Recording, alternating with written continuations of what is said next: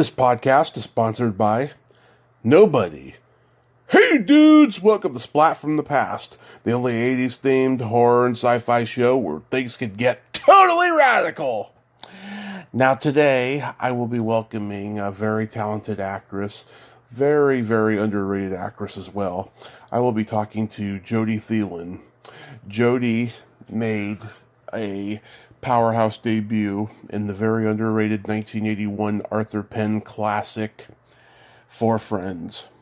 She then followed it up with Twilight Time with Carl Mauldin, The Black Stallion Returns. She then turned to television with one of the very first Fox Network sitcoms, Duet. And then she played Adam Sandler's sister in the 1998 romantic comedy classic, The Wedding Singer. And that's the first time I officially became aware of her. I discovered her other work later in life. And it's going to be a great conversation today. The most recent thing she did was David Lynch's Twin Peaks reboot. And I'm going to ask her about that as well.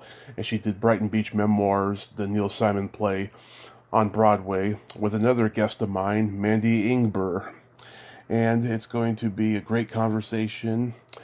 This is Sunday, February 6th, as I record this, but I'm releasing it on Valentine's Day because The Wedding Singer is a romantic comedy, and no better way to celebrate Valentine's Day than with The Wedding Singer. You spin me right round, baby, right round, like a record, baby, right round. So, here is my interview with Jodi Thielen.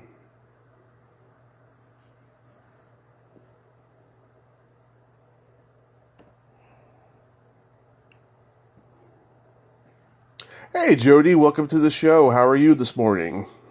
Oh, I'm running late. How are you doing? I am just spectacular, and you're right on time. Well, I'm feeling late because I slept in, and then I haven't walked my dog, and so I'm sitting here going, okay, I'm going to call Tommy, and we're going to do this. Tommy, thank you so much for asking me to talk to you about anything that you think might be important to know. Oh, my pleasure, my pleasure. So, going back in time, you were pretty young when you started acting professionally. What age did you start gravitating toward acting? Well, I was 11 years old when I did my first play in community theater at the County Stearns Community Theater in St. Cloud, Minnesota, where I grew up. And then, and I played all the ingenues. I did a Woody Allen play at 13, and I did it based on the Annie Hall character. I loved Annie Hall, the movie, and I just imitated Diane Keaton. I thought she was just brilliant, and so I wore gauchos. It was the 70s, the mid-70s, or if you remember. I don't know how old you are, but gauchos were like a culotte. Yeah. Culotte. Okay. Anyway, I remember my costume. I remember feeling really sophisticated and grown up. I was hanging out with much older people. I grew up really fast. My dad owned a bar. I really wanted to behave like an older person, quite young. So I did Don't Drink the Water. Do you know that play by Woody Allen? Oh, yes. Oh, good. Well, yeah. You're really up on it. I'm the oldest 38-year-old you'll ever meet in your life. That's incredible. Well, you've been curious, right? Is that right? What about you? I've been curious. This work you're doing. Yeah, I've been curious my whole life, just loving old movies, old Hollywood, old music, everything. I love that. So it's giving you quite fun. It is. A lot. That's great. I'm so happy for you. It is, because my life leading up to my car accident was just so stressing, and now it's put things in perspective, and now I'm just enjoying life is what I'm doing. Oh, a second chance, sort of like a new birth, right? Exactly. Wow. And how's your body? How do you feel? Aside from the fact that I've gained a lot of weight and I'm in the middle of making another attempt to losing it, everything is good. I mean, it could be a lot worse. Yeah, right. I know that's when we like food, it's so hard, isn't it? It is. So instant gratification. It is. And I worked in the bar business long before my accident, so I could relate when you say that your dad owned a bar. Yeah, that's fun. So I learned how to, behave in a certain gregarious, come on in, have a drink. Yeah. Kind of way. Tell me your story. What's going on? And dirty jokes, and the whole shebang. Oh, yeah, I know a lot of dirty jokes. You can tell them at the bar. It could get really, I realized that I used to memorize all these jokes, so I thought they were interesting. And then when I got sober, I can't tell a joke for the life of me. I can't remember them. I can't tell a joke. It was like I worked so hard to be funny for so long. Yeah, I mean, I've been sober 7 years, and I can remember all of them. Congratulations. Thank you. So wow, so you did your first play when you were 11. I mean, theater was very rare in Minnesota in those days, right? Yeah, but we had a community theater in my town. My town was about 40,000 people, and people would come to the theater. There was some really wonderful. There's a university there now. There was a college town. So the artistic director had his hands in the community theater, too. And he was great. Harvey somebody. Can't remember his name. But, yeah, things are just going. So it's good you're talking to me now before it's completely gone. My bandwidth, the RAM, it gets full, and you just can't even, who wants to go down there? I'm just, trying to be present. This present moment living is really kind of profound. So whenever I get asked about my past, it's kind of like, and I drank and I smoked so much pot. Oh, we all did that. Yeah, with drugs and stuff. And I think I don't remember anything. So anyway, but I had a good time for a long time. Right. Wow. So how do you get cast in Four Friends? Well, I dropped out of my senior year of high school. I wasn't really going to high school. I got caught with some marijuana in 9th grade. Mm-hmm. Got kicked out of Catholic school. And then I went to an alternative school where I did crossword puzzles until noon, and then had a job at this place called Hardee's, which is hamburgers in the Midwest. And then I would work there, and then I saw this play at the Children's Theater, and I wanted to go there, so then I went to Children's Theater. I moved to Minneapolis when I was 15, and then I was on my own and doing theater, and then this guy came into this deli that I was working at, and I was pretty depressed, and he said, "You look sad," and I said, "Oh, yeah, I got to change my life," and I had gotten drunk during a play at the Children's Theater, and they kicked me out of the play, and then my dearest friend there, Bainbridge Belkey, who's a director, he got me to finish the play. It was a Christmas Carol, but anyway, I'm just jumping all over. But it's okay. This angel, I call him an angel because he just came into the deli, told me, "Well, here, go to this theater in L.A., because I was thinking about going to New York or L.A. or to Florida, where I had a cousin. I had relatives. I have a big Catholic family. Yeah. So I was trying to see where I could move to and live with them to just get a jumping off place. And he said, go to Don Eitner's theater, the American Theater Arts in Hollywood. And, this was a little theater company at the old funeral home that Bela Lugosi got buried at on Hollywood and Argyle. And I went there. My brother stayed with me. We ended up taking the bus. I had a friend in Pomona. And so I ended up joining that theater company, and I was taking classes there.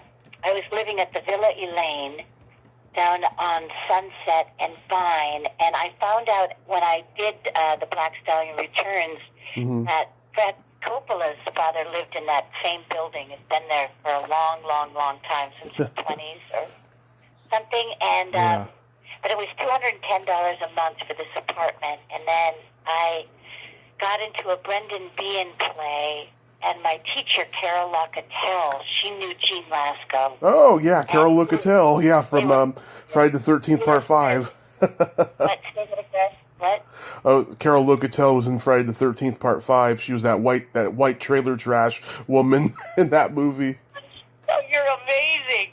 Yeah. So she's a great actress. So she was my teacher at this American Theater Arts. And then she told Gene Lasco, because he said, we're casting this film, we want an unknown, and it's called For Friends, and Steve Chestnut wrote it. And then she set up for me to go meet Gene.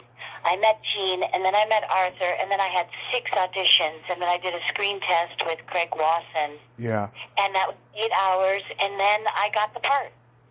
Wow. Were you aware of the impact that Arthur Penn's movies were having in cinema at that time? No, I really was clueless, because I was not, my intent was just to be an actress because it was fun, and I was so young, and I really didn't, but my boyfriend at the time was freaking out because he knew movies, and so Little Big Man was one of my all-time favorite films. I had seen it when I was young, and it made such an impact, and then I realized, so then during those 6 auditions, because this started in February, and by June I got the part, so he gave me monologues to learn. He was trying to see because I was 17. Yeah. And he was trying to see if I could age, like if I could do the mature part of the film. And because I had been on my own and had some really, intense living by this point already in my teenage years, which I think to me was my most intense time, because I was so free and wild, and I didn't think I was going to live. You just don't give a shit when you're that age. Exactly. What the hell? Let's do it. Yeah. I mean, that was me. I didn't have any fear. So,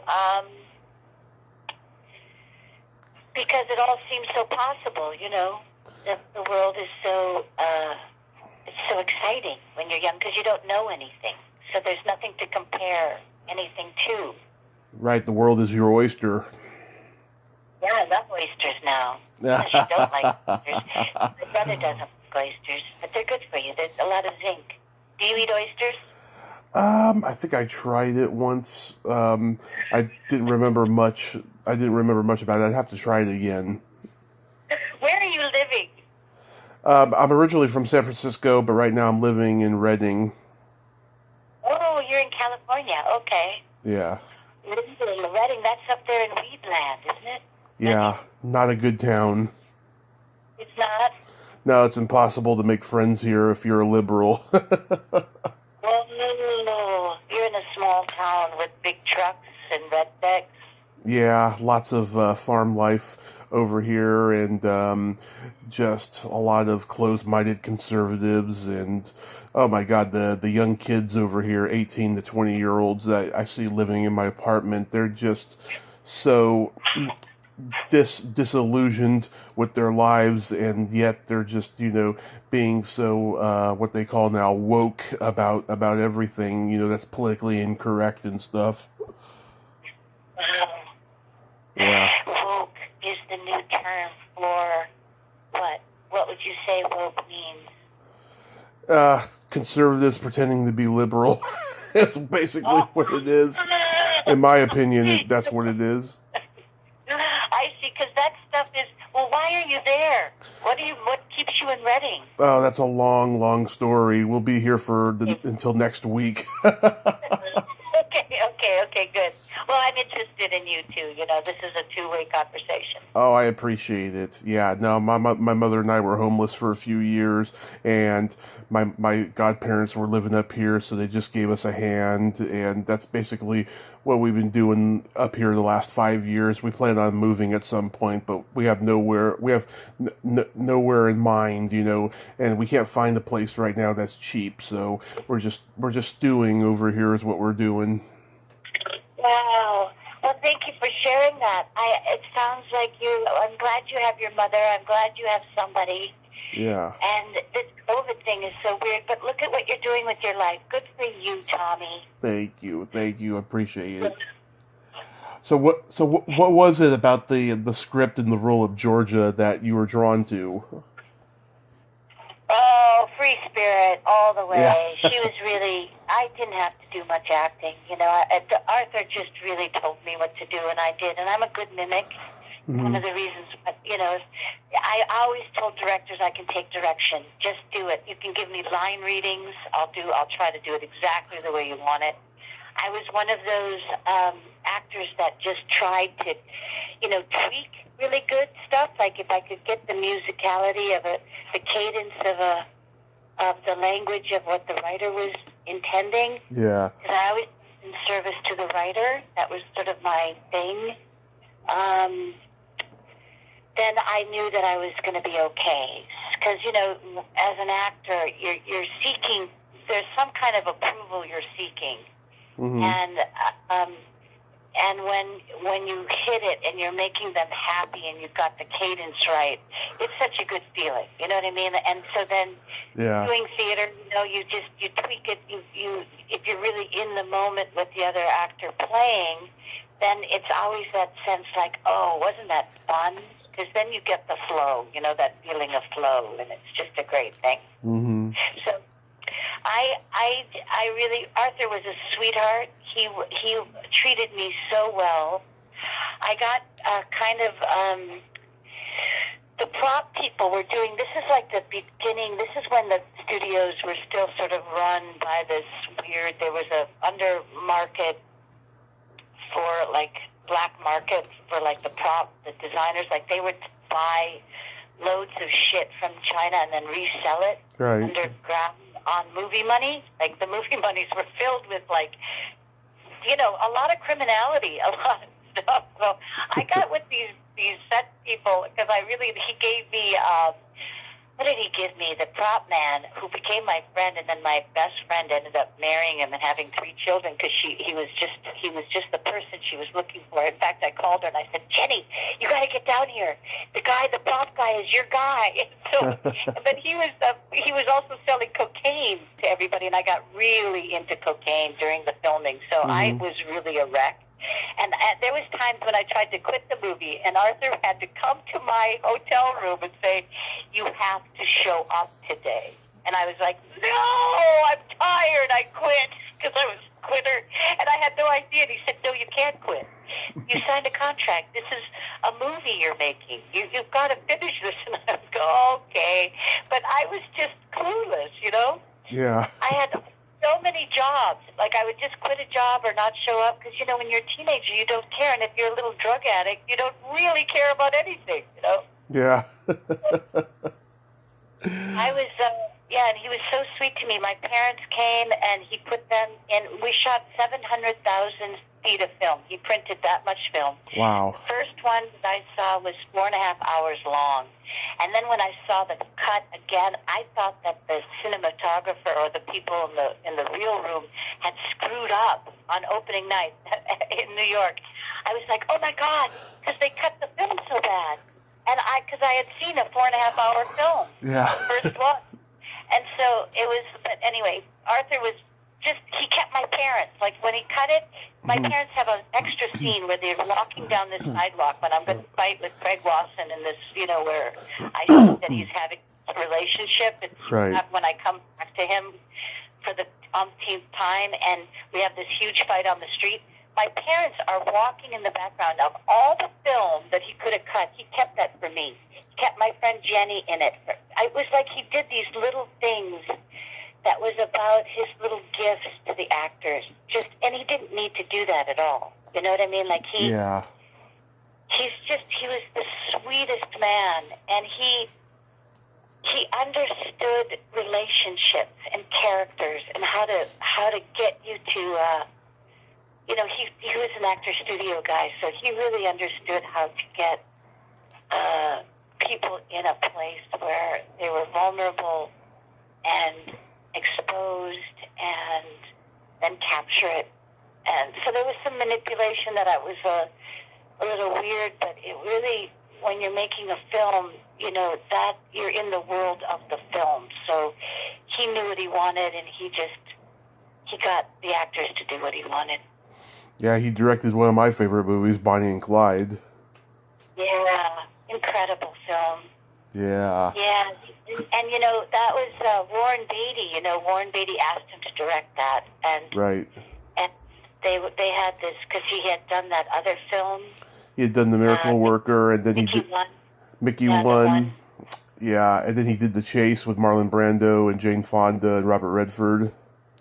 Yeah, I know, he's incredible. So I was really in an echelon that I was way, way, way, not even interested in. For me, it was sort of like I'm like a farm girl from St. Cloud, Minnesota. That dad owned a bar and fished every day and really sort of blue collar. And I just thought I could be an actress. I could go to different towns and get a regional play. And so then to be skyrocketed into this high echelon, I always told people there was only one place for me to go. When you start at the top, Mm-hmm. you have to go down. You have to go down. So I got there. I hit my bottom. Yeah. Craig Wasson, he was coming off of The Boys and Company C. This was just before he did Brian De Palma's Body Double. And then Michael Huddleston, God, whatever happened to that guy after A Woman in Red? Like, he disappeared. He got married. He was a really dear friend. He died last May 6th. He died of a heart attack. Oh, I didn't know that. Wow. Yeah. And he his father, Dave, so he grew up in it, right? Yeah, his father, David, yeah. Yeah. And so Michael was an only son. His mother was, this Italian woman. I think she's still alive. She's like 96 in this nursing home somewhere in L.A. and Arcadia. And he was taking care of her. But he got married to this woman, and he really just took a left turn. They moved to New Mexico. Mm-hmm. He had an apple farm. He's the sweetest man. He had dogs. He had like 13 dogs at one time. Wow. Yeah, that's sad. Yeah, you know who else died of a heart attack from this movie is David Graff. Oh yeah, I went to his funeral. What a great funeral! What a great guy. Yeah, he turns 50 on the dance floor at this wedding. Yeah, I'm friends with his wife, Kathy. She's been on here 3 times. Oh, say hi to her. I know Kathy. Yeah, I will. She's great. I love her. Yeah, she's a great person. And I couldn't believe what a great guy Dave Graff was, because I had turned him into Gurgly, Yeah. And Jim Metzler, I've messaged him on Facebook trying to get him on here. I don't think he's on Facebook as much anymore. Oh, he's a good friend. I'll tell him that you want to interview him. Do you want to interview him? Sure. Okay.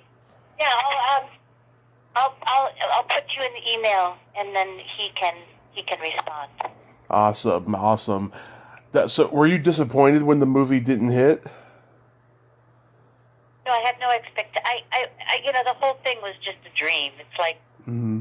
I wasn't after anything. I wasn't after fame. In fact, it terrified me because, I was a drug addict. Yeah. Or sort of, I was an alcoholic. So all of it was too terrifying and over my head. And, it would have been such an amazing life when I do think back if I wouldn't have been a user. You know what I mean? Like if I could have avoided the drugs and alcohol and really cared about acting, Mm-hmm.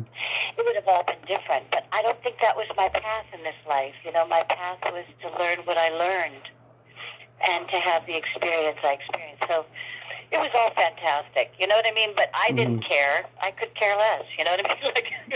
Yeah. And then the next one, it was a gift. I turned down $1 million contract with Warner Brothers because my agent told me to.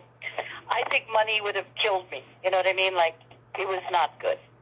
I was not in a place to be able to handle anything on those big because I didn't have a persona either. I was just a little actress trying to play the part. You're versatile, yeah. And then you worked with Carl Mauldin on Twilight Time. Did he give you any advice?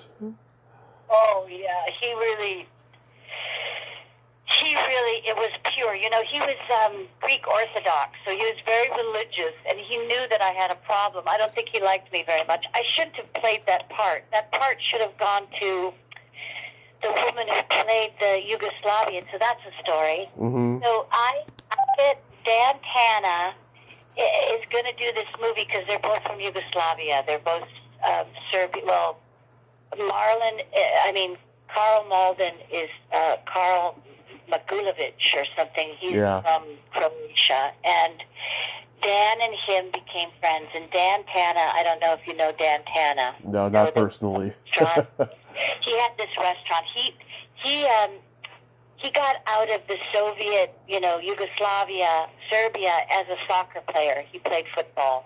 Mm-hmm. And he went through Canada. And he came down and he ended up marrying Andrea Wiesenthal, one of the Wiesenthal daughters, the Nazi hunter. The Simon Wiesenthal was her uncle. Okay. And he ended up marrying, and her father was a producer. And so Dan opens this restaurant. It's a huge success on Santa Monica Boulevard, just on the border of Beverly Hills, and all the stars. It's a little Italian wonder. And Dan Tana's. And so anyway, some TV star took the name of his restaurant as a character. They had to ask his permission, but Dan is fantastic. So Dan I meet him at Peter, the guy who did what's that movie with, Easy Pieces, when he's that guy. Jack Nicholson? Yes. Yeah. I go to his house because Dan, they're friends, and I meet him by the pool, and I do a reading with him and Carl, and they say, okay, because Dan had called my agent and said, we want the Yugoslavian actress, Jody Thielen, and my agent's like, I don't think she's Yugoslavian. And then Dan hangs up and says to Carl, stupid agent doesn't know she's Yugoslavian. Yeah. So Craig Wasson told Carl that he worked with this great Yugoslavian actress, and I'm not remembering her name, but she's in Four Friends. Okay. Tanya, what's her name? Anyway, she's the one that's the girlfriend. She is Yugoslavian. Right. And that should have been in the movie. But I just said yes to any offer I got. If I liked the people, I was like, no, I think I should go to Yugoslavia. And I went to Italy, and I ended up staying with Dan and his wife, who's a painter, Andrea. And anyway, I shouldn't have played that part. But, and I wish that the other person would have played it, because she was the one they wanted. But anyway, so they gave it to me thinking that I was this other person. Mm-hmm. And then they didn't get it, and we worked on it. We worked on the script because Carl really, he had us come up, and we would do readings. And the thing about me is that I really do love acting. So, I wasn't using while I was acting. It was just that I would use after. Like, I smoked and drank every day for like 35 years. But when I was in the role or studying, I always went to acting class. I always took my, getting the job as it was important to me. It was important to show up and do it. And so I was because I knew that that's what my calling was. I knew I wanted to be an actor, so we worked on it. But it wasn't fun. We did the crew in Yugoslavia. We shot it in this town, Draguc, which was up in this mountain area. We had to drive up there. It was like 35 minutes away every day, and the crew was mostly Yugoslavian, and they drank Slivovitz, this really hardcore, pure alcohol in the morning. And the crew would be bombed, so we'd have to quit by like 3 o'clock. It was just the weirdest shooting thing. I was very frustrated because, I'd never seen anything like that before.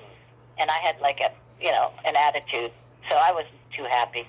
Yeah, that actress is Natalia Nagulich, who's Thank you, Natalia Nagula. She should have played the part. You're amazing. Did you interview her? I've thought about it the last couple of years. I think I'm going to do it this Christmas season for, she was in National Lampoon's Christmas Vacation. God, you're amazing. Tell me about the Black Stallion Returns.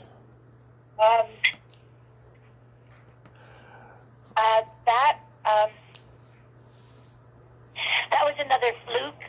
Mm-hmm. It was in New York, and I met Robert Dalva, who directed it with, Francis.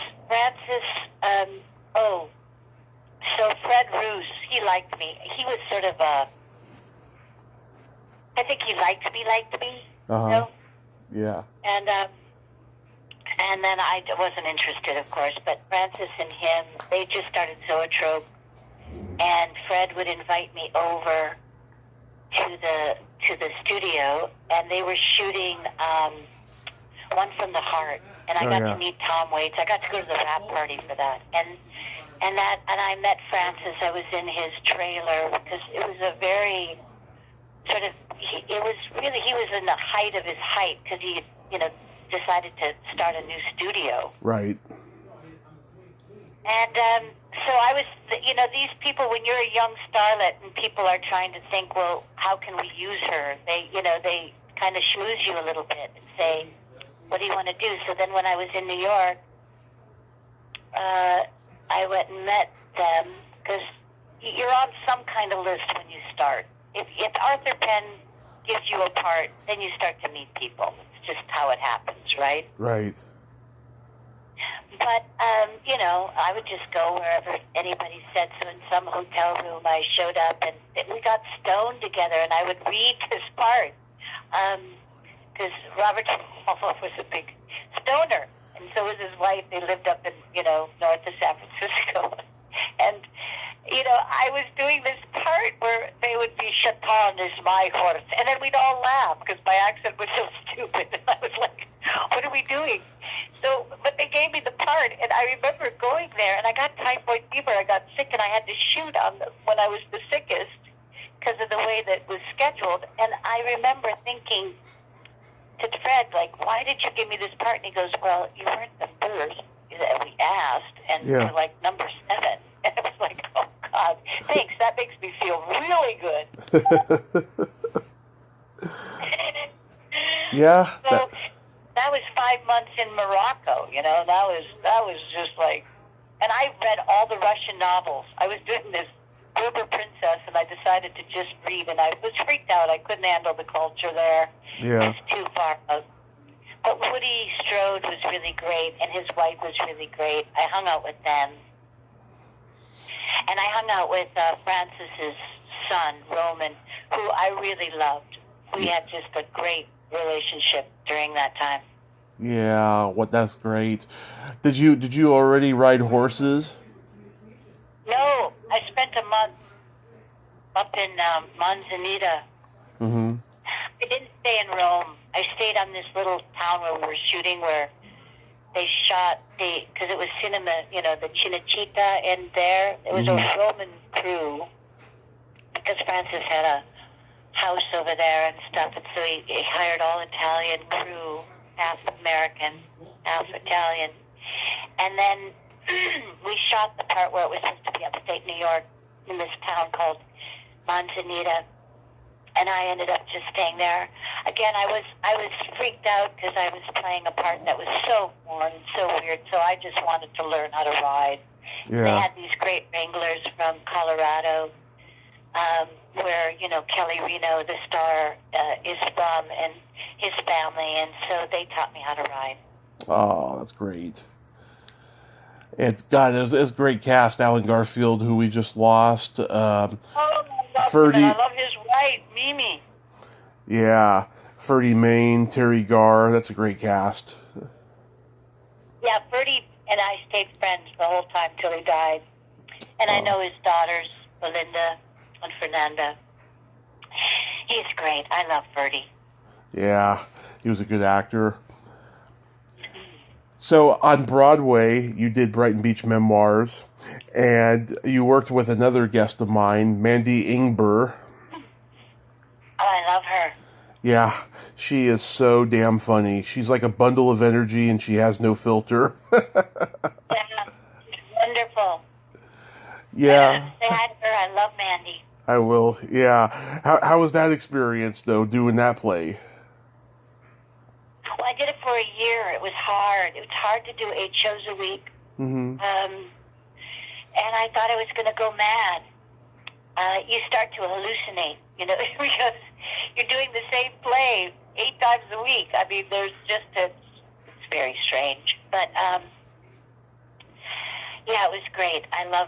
It was my dream. I wanted to be on Broadway. I turned 21 on Broadway. I was 20 years old when I got my Broadway show. So, Again, everything happened to me really fast and really intense. Yeah. So, and because I hadn't had to work for it, it felt like I was just given all of the things I wanted. And so, I was disappointed. I was 21 years old, sort of like going, oh, well, this is not the sacred church of my dreams, because our imagination is always better than reality. And I had some expectation that everybody would feel the way I felt about it. But the other, the business is, you're an actor for hire, so you don't know who you're going to end up working with. Right. And everybody comes at the work differently. So I was, projecting onto other people, like I wanted them to think of the theater the way I thought of it. And that's just how you have to learn in life. Like, this is my perspective. It doesn't mean, you try to rule the world from your own perspective. Boy, are you going to be disappointed. Right.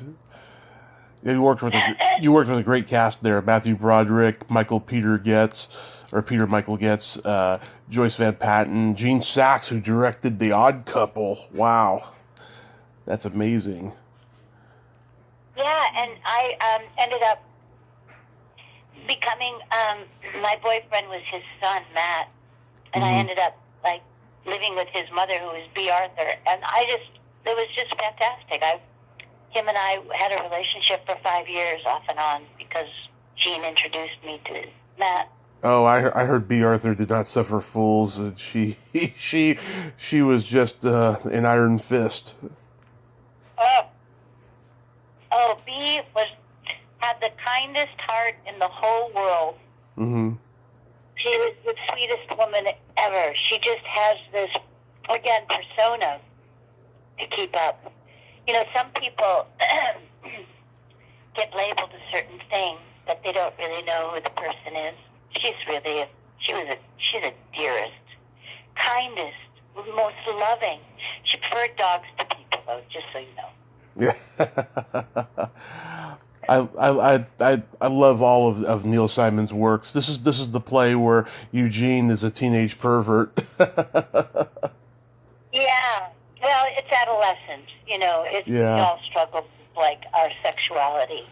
And he's obsessed, just like any boy. Mm-hmm. The boobs, if you're heterosexual. Yeah. Yeah. That libido thing that happens to boys. Well, I don't know if it happened to you, but it's pretty intense. Yeah, well, I identify as bisexual. I got to experience it all. Oh, that's great. Good for you. Yeah. Yeah, we were studying Neil Simon plays when I was in high school, and we were assigned a play to do. I wanted to do Biloxi Blues because I know every part in that. I know every line, but I had to do The Odd Couple instead. That's what I was assigned to, but I would have preferred Biloxi Blues. So you're an old thespian, too? Yeah, in some ways. Yeah, you studied, and then you just love it. So what do you want to do next? Are you going to keep up this? Is this a podcast? How do you put these things out there? I've been doing this 5 years. Yeah, I just upload it to YouTube. That's all. I don't really have, I do have goals, but I just don't know if they're going to happen because the world has just been in a disarray, since the pandemic started. Yeah. Do you write at all, Tommy? I write. Yes, I've been working on and off for a year on a book and stuff, and I wrote a horror movie that I want to get made that I've been trying to for the last 5 years.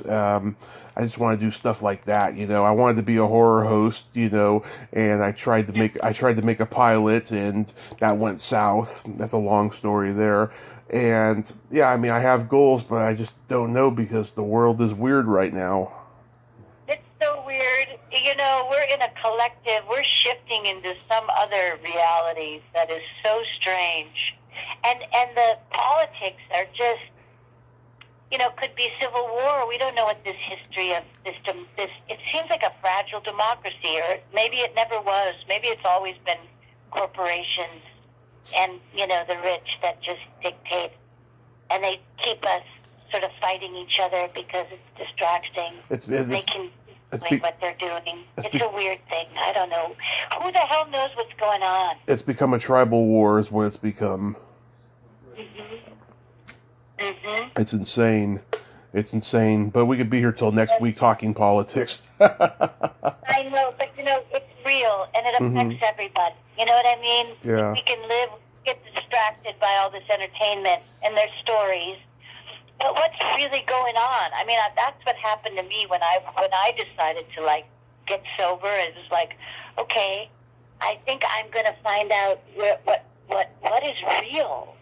And I remember my friend Bainbridge Belkey, who's still my friend today, saying, you know, the theater is as real as any other place, Jody. And it's as real. It's just that it got so dark too. Like when I was at the end of my career in my late 30s, early 40s, right before I got sober, I just kept feeling like it's getting so dark. You know what I mean? Like I didn't understand the scripts I was reading and things like that. And I know we needed to deal with the shadow. Yeah. That kind of, you know, the choice of whether you're negative or positive, that you do have a choice to focus on one thing or the other. You know, I really know that I feel different when I focus on the good. And that is like, that's a rippling effect. My little good feeling is a vibration that's out in the world. If we are energy, what kind of energy do I want to put out there? So I just thought, I've got to figure out how to serve in a way and also learn about what these services are, what is available to people. So I became a mental health counselor. I have a master's degree now, and I went back to school. Right. And that is the message, is that you can change your life at any time. It's just behavior. Right. Never. And that's what is so great about people who act or like to watch actors, is that they're behaving a certain way that you can identify. And then don't feel so alone because you're resonating with somebody's, you know, energy.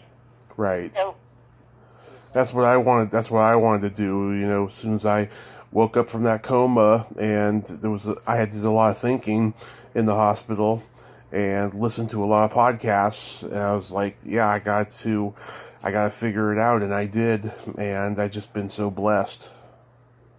Oh, love it. I love your story, Tommy. Thank you. So, you know, this is the thing I always tell people. I mean, I don't know why I said that. This is not the thing I always tell people, but I'm telling you this. You know, if you have a really good story that's your own, write that. You know, write that. And write it as raw as you can. Because then it's going to be universal. Exactly. So I hope that you... is this the book? You're writing your book of your own story and what you've come through? And it's a memoir, yeah. It started out as part movie guide and part memoir, but now I listen to a really good audiobook and I want to kind of flip it and do something different, and I got to get started on that. I'm so overwhelmed with interviews I'm doing, you know, it's sometimes hard to make time. I get tired very easily now. Yeah. Well, you can always take a break and come back to this and just, you know, focus on what you want. I plan on doing that this summer, as a matter of fact. I decided last summer, I was like, I'm taking next summer off because it's not healthy being in my room and with the heat going on. It's just, I need to take next Yeah. summer off, I said, so that's what I'm going to do. Excellent. And then, do you ever go talk to somebody? Do you have somebody in your life? Do you have a counselor? No, this is going to be a controversial subject, but I just don't believe in any of that. I believe in, just, dealing with things on my own, and learning stuff on my own, I see. Okay. Well, if that ever changes, you can get. Sometimes it's just about organizing. Yeah. It's just relational. There's a saying that says, what gets broken relationships can be healed in relationships. So Yeah. you're just having a relationship with yourself, with the therapist, and it's organizing, it's focusing, and it's getting clearer if there's ever any doubt. But so do you get paid by YouTube to put these out? No, I don't monetize my show, and I really don't like talking about money when I'm recording. Oh, okay. Sorry. It's okay. It's okay. No, but I can send you an email later on. Okay, well, I'm just like you said. I mean, I'm as interested in you as you seem to be as interested in me. Just so you know. I appreciate it. I really, really, really, really do. So, how do you get cast on Duet? I was in New York. So I lived in New York from 21 when I was 20 to 24, and I was, doing theater. I did 30 professional plays. I was in equity, and I really wanted to be a theater actress. So I was working in the theater and taking classes, and then I got an audition to do it, and then they flew me out for they do it when you have to go to the network. It's like a network test. And then I got that job. And then I did that. I did 54 shows. It was 2.5 years, and they fired me. And that was great because I had just gotten married, and then I took a left turn and, started to play the role of mother and wife, which was a big, big role. It's huge, and I had no clue. And that's when I really sort of acting didn't become as important to me. And other things started to matter that I wanted to work on myself in these other really important roles. So I sort of just and then I got lost because once you stop, trying to do it, you've got the fire is based on your commitment to the business and hustling, trying to just stay in it all the time. So once you drop out, it's really hard to get back in it. People are like, what? Who's that? And I didn't care. I mean, I cared because I thought I was supposed to care, but, other things change, and I had to work on myself. Right, and then you got a series because you needed to make a living. Oh, well, that series was part of the 20s. I worked the most from 18 to 28, and then I had a baby. And then I was married, and then I was really lost. I was more lost than ever. So then I really just was trying to work on the internal self. That took a long time for me to even turn within. So, because I think this whole externalizing of one's self can be very confusing. Yeah, I have a couple friends who were on Duet. Diane Robbins, she played Bonnie. If you remember, yeah, if you remember her. Yeah, Who's Bonnie? She was the Jewish girl. She had short black hair. She had been on Angie previously. Yeah. What did the character do on Duet? I don't remember. To be honest with you, I never saw this show. Oh, okay, good. Because I just got asked to do an interview for Rosemarie. She was on the show, and oh yeah. And I watched an old episode, and it was so sweet. I don't remember doing it. I watched the episode, and I go, "Oh my God, who is that person?" I have no memory of that show. Yeah, Susan Seeger's sister Mindy is a friend of mine too. Oh, I like her. She was on the show. Yeah. Oh, she's got stories about being an alcoholic, I'll tell you. Oh, yeah, she's great. Yeah, me and my mom, we had coffee with her the last time we were in Los Angeles before lockdown happened. Oh, wow. Well, if you see her, say hi. I sure will. I sure will. So I just hope that you get, this, what you want. Get out of Reading. I hope so, yeah. I mean, I wanted to move to LA for a long time, but now with all the craziness that's happening over there with regulations and what have you, I want to wait a little bit longer, but like LA is like a second home to me. I love it over there. Oh, good. Oh, good. Well, that's possible. It's all possible. You just get focused. Prioritize, Yeah. So how did The Wedding Singer come to you? Oh, I had met Adam for another movie that he had did. I was going to play this gypsy. It was one scene, and he liked me. Uh-huh. And he has 3 sisters, and I have 4 brothers. And he reminds me of one of my brothers, and he told me I reminded him of one of his sisters. So we had this instant rapport. Mm-hmm.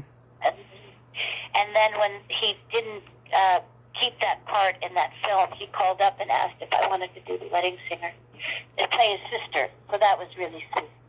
What movie was that that you were up for that you were? It was Madison or something like that. It was like there was some other. Was that about golfing? That's when no. That's Happy Gilmore is the golfing one. I don't know. It was one of them, and it was a scene, as you can tell. I haven't seen all of his films, but they're great. I mean, he's just the sweetest man, and he's so funny, and he could do improv. Like he just would have us laughing on the sides because he's just a naturally funny human. And he loves what he does. So it just talk about good energy. The moment when you tell him that she's not going to show up, he says, "Is everything okay?" It's like he's in denial. Yeah, right. Yeah, that cracks me up. That was the first day, and so what I just tried to do, because he was my family member, I just tried to mimic how his lips moved. That's what I remember. That was my intention. I kept going, just do his lips because we're family. And then I tried to just talk like You have that great line. Alan Covert says he's been trying to get married since the 3rd grade, and you're like, that makes sense. That's when Mom and Dad died. Yeah, those are all of his buddies. They all went to NYU together. The producer, him, and his writing. But there's 7 of them. They rent a house. The guy who's always playing the homeless guy or some down and out guy, that he went to school. He's in every movie. Yeah. He's really loyal and really a great guy. Carbon Philpy, yeah. Angela Featherstone, who played his fiancée. She's on Twitter, and I follow her, and she's a very interesting person. I tried getting her on here, and hopefully it's going to happen in the fall. She said by fall she'll be ready. Okay, good. Well, thank you so much for asking me to come on, and you're just wonderful, and I'll send an email to Jim. You can talk to him, because he's done a lot. Jim he's been a really prolific actor. Yeah, that'd be awesome. So let me tell you some jokes real quick. Okay, what do you call a boy that doesn't masturbate? I don't know. What? A liar. That's good. I like that one. Why is drinking cheap beer like going down on your sister? I don't know why. The taste is the same, but it's still not right. That's terrible. Why do blondes have purple belly buttons? Why? Because they have blonde boyfriends. Thank you for that. That's really silly. Jody, I want to thank you so much for coming on today. I hope I didn't press any bitter buttons today. No, nothing. I have total joy. You know, I choose joy. I continue to choose joy. I love it. So I mean, you know, there's a lot lost. You know, the past is the past, and it's way down the river. So I don't live in it, but it's been a pleasure to talk to you, Tommy, and I really appreciate you asking me. My pleasure, and I'm so glad that you're sober now and you're giving back by helping people in your field of mental health, and I just think that's so wonderful. And yes, please stay in touch, and I'll email you later on. Okay, terrific. Thanks, Tommy. Same to you. Okay, thank you. Bye-bye. Bye-bye. Well, there you have it. Jodi Thelen. Isn't she a sweetheart? A Thielen. Isn't she a sweetheart? Oh, what a great lady. And I'm so glad we could have this conversation today. I'm not a morning person, but she really jolted my energy, even though I'm still slurring words. But I enjoy talking to her.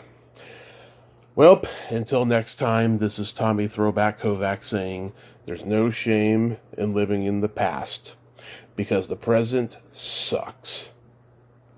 Later, dudes. Happy Valentine's Day.